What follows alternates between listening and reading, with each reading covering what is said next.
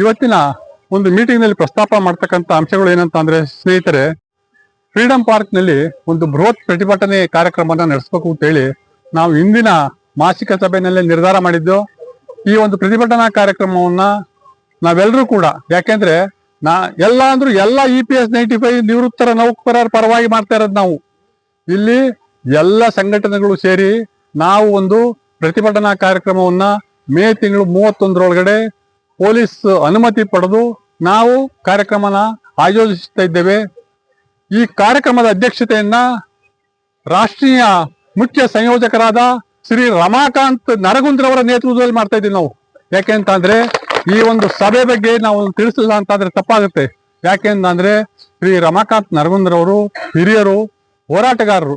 ಯಾಕೆ ಅಂತಂದ್ರೆ ಇವತ್ತು ಕರ್ನಾಟಕದಲ್ಲಿ NAC ಈ ಮಟ್ಟಕ್ಕೆ ಬೆಳಿಬೇಕಾದ್ರೆ ಶ್ರೀ ರಮಾಕಾಂತ್ ನರಗುಂದ್ರವರು ಕಾರಣ ಅಂತಕ್ಕಂಥದ್ದು ಹೇಳಿದ್ರೆ ನಾನು ತಪ್ಪಾಗಲಾರದು.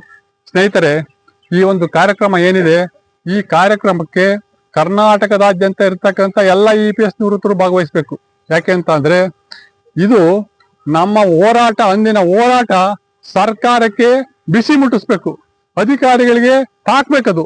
ಆ ದೃಷ್ಟಿಯಿಂದ ಸ್ನೇಹಿತರೆ, ಒಂದು ಬೃಹತ್ ಕಾರ್ಯಕ್ರಮವನ್ನ ನಾವೆಲ್ಲರೂ ಒಟ್ಟಾಗಿ ಎಲ್ಲ KSRTC, NAC ಮತ್ತೆ ಎಲ್ಲ ಸಂಘಟನೆಗಳು ಕೂಡ ಒಟ್ಟಾಗಿ ನಾವು ಈ ಒಂದು ಕಾರ್ಯಕ್ರಮನ ಆಯೋಜಿಸ್ತಾ ಇದ್ದೀವಿ. ಆ ಕಾರ್ಯಕ್ರಮಕ್ಕೆ ಸಂಬಂಧಪಟ್ಟಂತೆ ನಾವೆಲ್ಲ ಮಾಹಿತಿನೂ ಕೂಡ ನಿಮ್ಗೆ ತಿಳಿಸ್ತೇವೆ. ಇಲ್ಲಿ NAC ಇಂದ ಕುಲಕರ್ಣಿ ಅವರು ಬಂದಿದ್ದಾರೆ. ಆ ದೃಷ್ಟಿಯಿಂದ ಸ್ನೇಹಿತರೆ, ಎಲ್ಲವನ್ನು ನಾವು ಮುಕ್ತವಾಗಿ ಚರ್ಚೆ ಮಾಡ್ಬೇಕು. ಯಾಕೆ ಅಂತ ಅಂದ್ರೆ ಈ ಮಾಸಿಕ ಸಭೆ ಅಂತ ಅಂದ್ರೆ ಇದು ಒಂದು ಚಿಂತನ ಮಂಥನ ಕಾರ್ಯಕ್ರಮ. ನಮ್ಮ ಎಲ್ಲ ಆಗುವಗಳು, ನಮ್ಮ ಕಷ್ಟ ಸುಖಗಳು, ನಮ್ಮ ಒಂದು ಹೋರಾಟದ ಮುನ್ನುಡಿ, ಇವೆಲ್ಲವನ್ನು ಕೂಡ ನಾವು ಚರ್ಚೆ ಮಾಡಿ ನಮ್ಮ ಹೋರಾಟನ ಪ್ರಾರಂಭ ಮಾಡಬೇಕು ಸ್ನೇಹಿತರೆ. ಆ ದೃಷ್ಟಿಯಿಂದ ಈ ಒಂದು ಮಾಸಿಕ ಸಭೆನ ಮಾಡೋದು ಅತ್ಯಂತ ಮಹತ್ವದ ಸಂಗತಿ ಇದು ಸ್ನೇಹಿತರೆ. ಎರಡನೇದಾಗಿ ಹೇಳ್ಬೇಕು ಅಂತ ಅಂದ್ರೆ ಈ ಮಿನಿಮಮ್ ಪೆನ್ಷನ್ ಬಗ್ಗೆ ತಮಗೆಲ್ಲ ಗೊತ್ತಿದೆ. ಶ್ರೀ ಅಶೋಕ್ ರಾವತ್ ರವರು ಪ್ರತಿಪಾದಿಸ್ತಿರ್ತಕ್ಕಂಥ 7500 ಇವತ್ತು ಎಲ್ಲಾ ಕಡೆ ಚರ್ಚೆ ಆಗ್ತಾ ಇದೆ. ಶ್ರೀ ಅಶೋಕ್ ರಾವತ್ ರವರು ಏನು ಈ ದೇಶಾದ್ಯಂತ ಇರ್ತಕ್ಕಂಥ ಎಲ್ಲ EPS ನಿವೃತ್ತರನ್ನ ಸಂಘಟನೆ ಮಾಡಿ ಇವತ್ತು ನಮ್ಮಲ್ಲಿ ಜಾಗೃತಿ ಮತ್ತು ಅರಿವನ್ನ ಮೂಡಿಸಿದ್ದಾರೆ.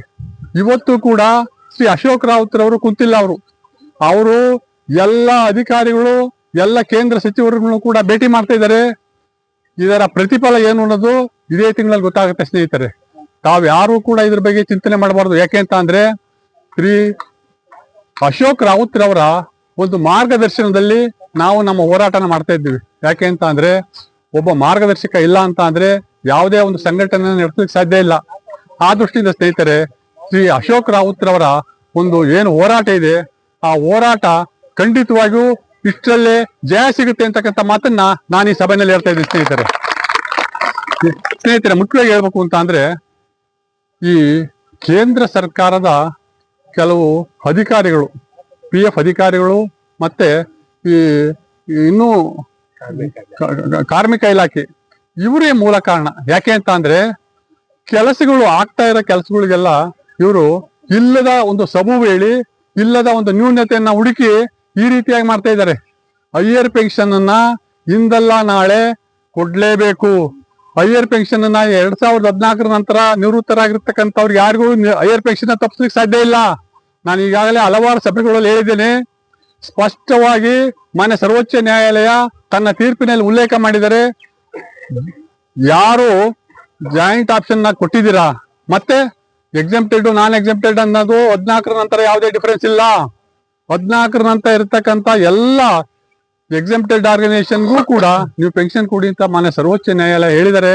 ಆ ದೃಷ್ಟಿಯಿಂದ ಇದೆಲ್ಲವೂ ಕೂಡ ಪ್ರಗತಿಯಲ್ಲಿದೆ ಅಂತ ಅಂದ್ರೆ ಬೆಂಬಲರು ಈಗಾಗಲೇ ಮಾನ್ಯ ಸರ್ವೋಚ್ಚ ನ್ಯಾಯಾಲಯಕ್ಕೆ ಒಂದು SLP ನ ದಾಖಲು ಮಾಡಿದ್ದಾರೆ.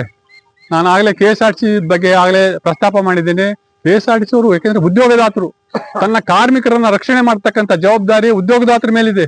ಉದ್ಯೋಗದಾತರು ಸುಮ್ಮನೆ ಕೈಕಟ್ಟಿ ಕುತ್ಕೊಂಡ್ರೆ ಕೆಲಸ ಆಗಲ್ಲ.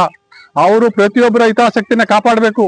KSRTC ಅವರು ಯಾವುದೇ ಕಾರಣದಲ್ಲೂ ಅಪೀಲ್ ಹಾಕ್ಲಿಲ್ಲ ಅಂತ ಅಂದ್ರೆ ನಾಳೆ ತಪ್ಪಾಗುತ್ತೆ, ಡಿಪಾರ್ಟ್ಮೆಂಟ್ ಮೇಲೆ ತಪ್ಪಾಗುತ್ತೆ. ಆ ದೃಷ್ಟಿಯಿಂದ ಸ್ನೇಹಿತರೆ, ಇದು ಅಪೀಲ್ ಹಾಕ್ತಾರೆ.